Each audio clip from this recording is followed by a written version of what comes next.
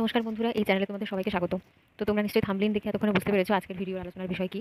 তো তোমরা সবাই ভালো থেকো, সুস্থ থেকো, এটাই আমার চাওয়া। এবং চারপাশের পরিস্থিতি এখন খুবই ভয়ঙ্কর, তাই নারী পুরুষ নির্বিশেষে সবাই সাবধানে থাকো, এটাই চাইবো। এবং সবাইকে সম্মান করো। এবং এই পরিস্থিতিটা ঠিক একদিন আমরা সেরে উঠবো, এবং যার জন্য এই পরিস্থিতি, সেই পরিস্থিতি একদিন সেরে উঠবে, এই আশা নিয়ে আজকের ভিডিওটা শুরু করছি। তো দেখো, এরকম একটা অরাজকতার সময় তোমাদের পরীক্ষা, অনেকের সামনে ইউজিসি নেট পরীক্ষাও আছে। তো আমি প্রত্যেকবারই ভিডিওতে যে কথাটা বলি, যে যেহেতু একটা কোর্সে তোমরা অ্যাডমিশন নিয়ে নিয়েছো, এটাকে পার্সিউ করে ভালোভাবে পাস করে যাওয়াটাই হবে আমাদের উদ্দেশ্য। এর ফলে কি হবে বা এর ভবিষ্যৎ কি, এসব যদি ভাবতাম তাহলে কোর্সটা ভাবার আগে আমাদের, অ্যাডমিশনের আগে আমাদের ভাবা উচিত ছিল। কিন্তু যেহেতু আমরা কোর্সে অ্যাডমিশন নিয়ে নিয়েছি, সেই জন্য সেসব না ভেবে এটাকে ভালোভাবে যাতে পাস করা যায়, সেটাই হবে আমাদের উদ্দেশ্য।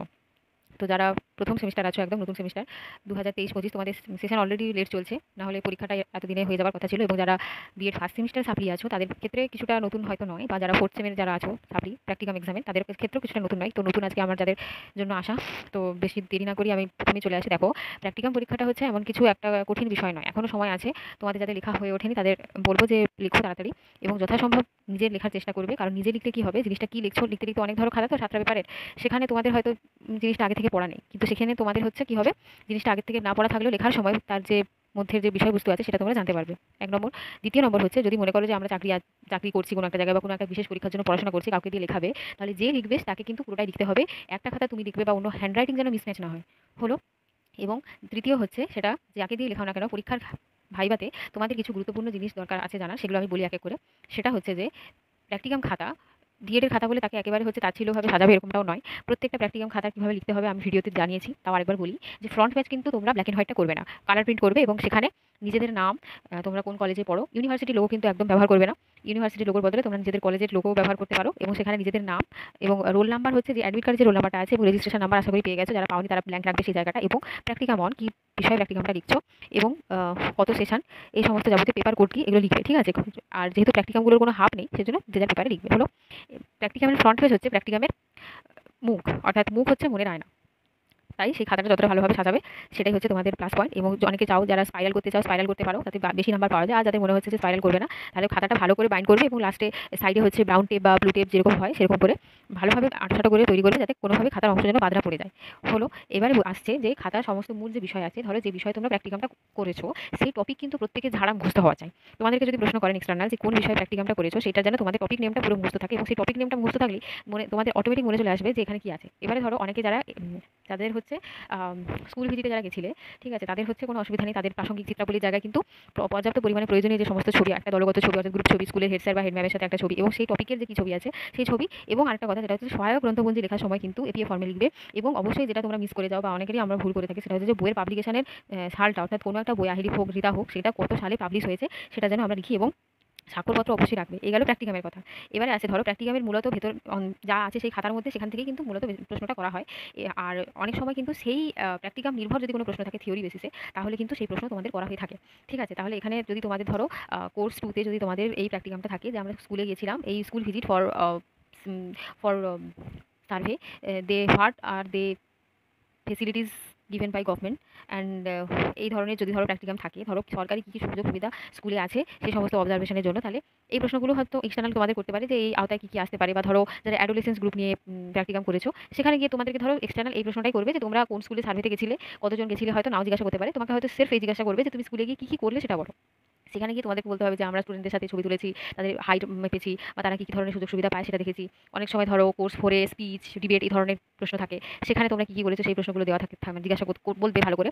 এবং তারপরে আসছে সেটা হচ্ছে যে ইপিসির ফুল ফর্ম কি, এই প্রশ্নটা প্রচুর আসে, তোমরা যারা এখনও জানো না সেটা হচ্ছে যে গুগল করবে। এবং তাও আমি একবার বলে দিই, ইপিসির ফুল ফর্ম হচ্ছে, ইপিসির ফুল ফর্ম হচ্ছে এনহান্সিং প্রফেশনাল ক্যাপাসিটিস, ওকে। এখন তোমাদের এই প্রশ্নটা করা হতে পারে যে এই 1.1.2, 1.1.4, এখানে কোডটার ভিত্তি কি। আমি আগে বলেছি, তাও যারা নতুন ভিডিওটা দেখছো তাদের জন্য বলছি, যে ওয়ান অর্থে মাঝখানের যে ওয়ানটা আছে সেটা অর্থে ফার্স্ট সেমিস্টার, এবং প্রথমের যে ওয়ানটা আছে সেটা হচ্ছে যে যেহেতু বিএড কোর্স সেই জন্য ওয়ান, যদি এমএড কোর্স হতো তাহলে হচ্ছে 2 হতো, হলো। এই হলো। বাকি ধরো তোমাদের যে 7টা প্র্যাকটিকাম আছে, অর্থাৎ কি কোর্স 1 এর একটা, কোর্স 2 এর একটা, কোর্স 4 এর দুটো, কোর্স 5 এর দুটো এবং এপিসির একটা। 7টা প্র্যাকটিকামে 6টা প্র্যাকটিকামের মধ্যে থেকে কী প্রশ্ন আসবে সেটা আমি বললাম। এরপরে আসছি পিপিটি প্রেজেন্টেশনের কথা। পিপিটি প্রেজেন্টেশনের আগে আমি একটু বলে নিই, তোমরা প্রত্যেকেই যারা সাপ্লিমেন্টারি এক্সাম এবং যারা রেগুলার রেজিস্ট্রেশন সার্টিফিকেট পেয়ে থাকলে সেটি নিয়ে যাবে এবং সাথে অ্যাডমিট কার্ডটা নিয়ে যাবে এবং নিজেদের আইডি প্রুফ এবং আইডেন্টিটি কার্ড থাকলে কলেজে সেটা, এবং কলেজের ইউনিফর্ম অবশ্যই পরে যাবে। এবং যাদের কলেজের ইউনিফর্ম নেই, মেয়েরা পারলে যদি খুব সম্ভব হয় শাড়ি পরে যেও, না হলে মার্জিত পোশাক পরে যাও। এবং ছেলেদেরকেও আমার তাই বলা যে মার্জিত পোশাক পরে যাবে। এবং কলেজের স্যারেরা সেখানে থাকেন এবং প্রত্যেকেরই ধরো অনেক সময় অনেক দুর্নীতির খবর পাওয়া যায়। ধরো ভালোভাবে তোমরা স্কুল ভিজিটে গেলে না, বা অনেকেই জানো না যে প্র্যাকটিকাম খাতা কী করতে হবে, অনেক রকমের অনেক সময় ঝামেলা দেখা যায়। তো সেটার সম্মুখীন তোমরা হয়েও না, আগে থেকে এতদিন করনি, কোনোভাবে হোক 7টা খাতা যেন তোমাদের রেডি থাকে। এবং এটা তোমরা আগেও দেখেছো যে সাপ্লি কিন্তু প্র্যাকটিকাম পরীক্ষায় যদি তুমি না অ্যাটেন্ড করো সেটাও কিন্তু সাপ্লি, এবং সেটা পরের বারে দেওয়ার জন্য তোমাদেরকে এক্সট্রা করে ফর্ম ফিল আপে টাকা দিতে হবে এবং অনেক ঝামেলা। তো সেই জন্যই বলবো যে যারা ধরো থিওরি এক্সামটা দিতে পারোনি তারা প্র্যাকটিকাম এক্সামটা দাও। এটা ভেবো না যে থিওরি এক্সামটা দিয়ে আমি প্র্যাকটিকাম দেবো কী করে। এবারে আসছি, ধরো অনেকে বলেন যে আমরা এক্সটার্নালকে ম্যানেজ করবো, একদম কোট আনকোট কথাই বলছি, কলেজ থেকে হয়। কিন্তু এখন কিন্তু অনেক এক্সটার্নাল সেরকম ধরনের হয় না, এখন চারিদিকেই দেখছি দুর্নীতি। তাই যতটা সম্ভব দুর্নীতি মুক্ত হয়ে পরীক্ষাটা দেওয়ার এবং নিজেদের কাজগুলো তোমরা যদি নিজেরা গুছিয়ে রাখো তাহলে এই পরিস্থিতিগুলো সম্মুখীন তোমরা হবে না। তার প্রথম কথায় আসছি পিপিটি প্রেজেন্টেশন। এখনো কিছুদিন ধরে আমি বলছি পরীক্ষার একদম ধরো তোমাদের 21 তারিখ থেকে পরীক্ষা, মানে এই ধরো 20 তারিখ থেকে পরীক্ষা স্টার্ট, ঠিক আছে, 20-21 তারিখের দিক থেকে। এবং অনেকেই যারা আছো ডেট পাওনি, তো প্রত্যেকে যে যার ডেট হবে সেই রোল নাম্বার ওয়াইজ তোমাদের পরীক্ষা হবে এবং যেদিন যার রোল নাম্বার হবে সেদিনই পরীক্ষা দেবে, ঠিক আছে। এবং তোমাদের যদি সেই ধরো কলেজে এইরকম পিপিটি প্রেজেন্টেশন একটা থাকে, এবং এক্সটার্নালের উপরে সম্পূর্ণ নির্ভর করে যে এক্সটার্নাল তোমাদের পিপিটি প্রেজেন্টেশন এবং ভাইবা পরীক্ষা সেটা হচ্ছে একসাথে, মানে বাকি যে পরীক্ষাগুলো আছে সেগুলো একসঙ্গে নেবেন। বা অনেক এক্সটার্নাল করেন যে ফার্স্ট হাফে হচ্ছে একদিনেই, ফার্স্ট হাফে হচ্ছে পিপিটি প্রেজেন্টেশন করেন এবং সেকেন্ড হাফে হচ্ছে বাকি পরীক্ষাগুলো নেন, অর্থাৎ বাকি যে প্র্যাকটিকাম খাতার পরীক্ষাগুলো আছে সেগুলো নেন। এখন কথা হচ্ছে যে পিপিটি প্রেজেন্টেশনে এখন আমি দেখে যাচ্ছি কয়েকজনকে যে পিপিটি প্রেজেন্টেশন অনেকের মানে রেডিমেড পিপিটি খুঁজে যাচ্ছে, ঠিক আছে। এই জিনিসগুলো তোমরা করো না, কারণ অনেক ক্ষেত্রে রেডি না থাকলে কিন্তু তোমাদের ভালোই অসুবিধার সাথে পড়তে হয়। এবং পিপিটি প্রেজেন্টেশনের পেজ, স্লাইডের পেজ হচ্ছে ম্যাক্সিমাম 10 থেকে 11, এবং তার কথাগুলো যেন অত্যন্ত সংক্ষিপ্ত হয়, যাতে শর্টে তুমি যেন বলতে পারো। খাতার মধ্যে যে টপিকটা লিখেছো ধরো সেটা হয়তো 2 পাতা, তার মধ্যে সেটা তোমার পিপিটি প্রেজেন্টেশনের সেই টপিকে, সেই ছবির সাথে পেজ থাকবে বা লাইন থাকবে হয়তো খুব ম্যাক্সিমাম 5 এরকম। অর্থাৎ যেটা আমি প্রথমেই বলেছিলাম যে কোনো খাতার ফ্রন্ট পেজ হচ্ছে যেমন মুখ, যেমন মুখ হচ্ছে মনের আয়না, সেরকমই পিপিটিটা হচ্ছে তোমার যে টপিকটা কোর্স 5 এর যে নিজেদের মেথড পেপারে যে প্র্যাকটিকামটি করেছো সেটির হচ্ছে মুখ, ঠিক আছে।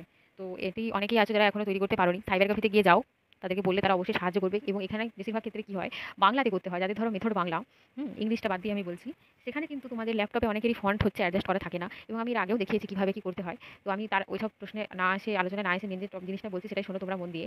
পিপিটির যে মেন ধরো পিডিএফ ফর্মে রাখতে পারো বা পেন ড্রাইভ সাথে রাখবে, যাতে তোমাদের সহজেই কানেক্ট করা যায় কলেজের সাথে। এবং সেখানে গিয়ে কিন্তু তোমাদেরকে পুরো ঝাড়া, যদি স্ক্রিনের দিকে তাকিয়ে তাকিয়ে তোমরা পিপিটিটা বলতে থাকো, সেখানে কিন্তু মানে অটোমেটিক্যালি তোমাদের একটা এক্সপ্রেশন খারাপ হয়ে যাবে। তো আমি এটাই বলবো যে দেখো 10-11 পাতা, প্রত্যেকটা পেজে কী কী আছে তোমরা পারলে মুখস্থ করে নাও বা মনে রাখো যে এর পেজের পরে কী কী আছে। এবং সেখান থেকে এক্সটার্নাল চাইলে তোমারটা যদি ভালো লাগে, এক্সটার্নাল চাইলে তাড়াতাড়ি সরে দিতে পারেন। বা তার মধ্যে থেকে ধরো তুমি ফার্স্ট পেজে পিপিটি প্রেজেন্টেশন করছো এবং এক্সটার্নাল প্রশ্ন করলেন 10th পেজে, সেখানে হয়তো স্ক্রিনটা তুমি 10th পেজে যেতেই পারলে না, তখন তোমাকে কিন্তু উত্তর দিতে হবে। তুমি যদি উত্তরটা না দিতে পারো সেখানে তোমার মার্কসটা ক্যারি করবে খুব খারাপভাবে, একটা বাজে ইমপ্রেশন তৈরি হয়ে যায়। আর আরেকটা বলবো যে সেটা হচ্ছে যে পিপিটি প্রেজেন্টেশনটা যেন মাথায় থাকে এবং উচ্চারণ যেন খুব স্পষ্ট হয়, ঘাবড়ে যেন একেবারেই না যাও। যেটুকু জানো বাংলাতে জানলে বাংলাতে বলো, এবং যাদের মেথড ইংলিশ পিপিটি অনেকে ইংলিশে করে, সে তো সেখানে সেটা পুরোপুরি ইংলিশে বলতে হবে, ঠিক আছে। বা ফার্স্টে কী বলবে সেটা বলি, পিপিটি প্রেজেন্টেশনে ফার্স্টে বলতে হবে যে গুড আফটারনুন এভরিওয়ান, বেশিরভাগ, বা যদি 12টার আগে হয় গুড মর্নিং এভরিওয়ান, অ্যান্ড অনেকে বলে যে good morning sir and ma'am. Then directly বলবে যে নিজের নাম বলবে, তারপরে বলবে যে I am I am student of এত।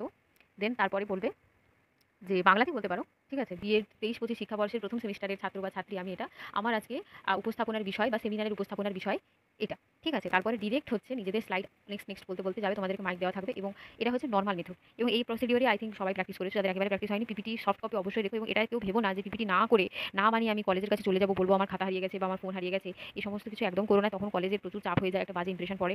এবং আমি বলবো যে কোনো একটা কিছু শিখছো যখন, অবশ্যই ভালোভাবে শেখো, এই সমস্ত জিনিস তোমাদের পরবর্তীকালে কাজে লাগবে, কোনো না কোনোভাবে কাজে লাগবেই। তো এটাই বলার। আর পিপিটি সব কিছু হচ্ছে ভালো করে দেখে শুনে যাবে। সোজা কথা, তুমি যেটা প্রেজেন্ট করছো সেটা সেখান থেকে যেন কোনো কিছু বাদ না যায়।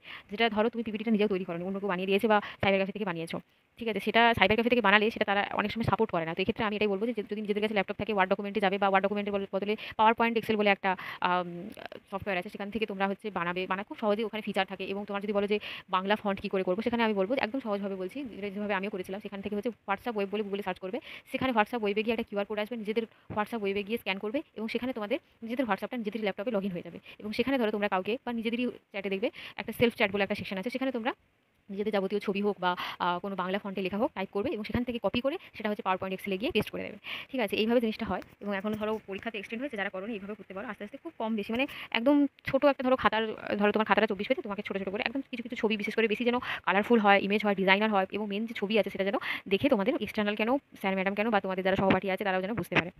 এই হলো। আর অনেকেই আছে যারা ভাবছে যে এখনও দুর্নীতিমূলকভাবে এক্সটার্নালকে ম্যানেজ করবে, এসব কিছু হয় না।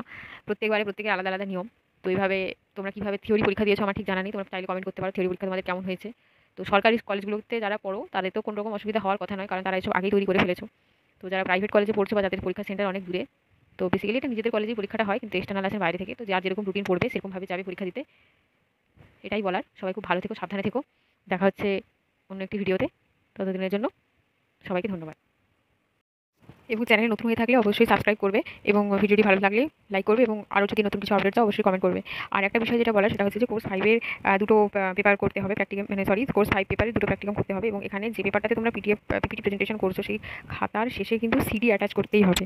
এখন তোমরা যদি বলো যে আমি সিডি অ্যাটাচমেন্ট কোথায় পাবো, এখন তো সব জায়গায় পিপিটি প্রেজেন্টেশন মানে পিপিটি হয়, কিন্তু এরকম সাইবার ক্যাফেতে অনেক দোকানেই আছে যারা ধরো সিডি ধরো 10 টাকা বা 15 টাকায় সিডি পাওয়া যায়, খালি সিডি। সেই খালি সিডি কিনে তোমরা কিন্তু সেখানে তাদেরকে সাইবার ক্যাফেতে গেলে তারা দেবে সেই টাকায় তোমাদের কিন্তু সিডিটা মধ্যে তোমাদের যে পিপিটিটা আছে সেটা কিন্তু তারা এন্টার করে দেবে। যেমন জাস্ট লাইক দ্যাট পিপিটির মধ্যে যেমন আমরা কোনো একটা পিডিএফ বা কোনো একটা ছবি কপি করে অন্য একটা সিস্টেমের মধ্যে মানে প্লে করলে সেটা যেমন প্লে হয়, সেরকমই সিডিটা একটা প্রমাণস্বরূপ। এবং আমি আগেও বলেছি যে কোর্স 5-এর অনেকে দুটো পেপার হয়, দুটো পিপিটি, অনেকে প্রেজেন্টেশন করতে বলে, এরকম অনেক কিছু আছে। তো এইসব বেসিক্যালি নিয়ম কিন্তু একটাই, যেটা প্রেজেন্টেশন করবে সেখানে সিডি দিতে হয়। তো এখানে এক্ষেত্রে কলেজ যেটা বলবে সেটাই। আর আর এটুকুই বলার, এই পরীক্ষাটা তোমরা যদি ভালোভাবে দিতে পারো বাকি পরীক্ষার সেমিস্টারগুলোই তোমাদের কোনো অসুবিধা হবে না। তো সবাই ভালো থেকো, থ্যাংক ইউ।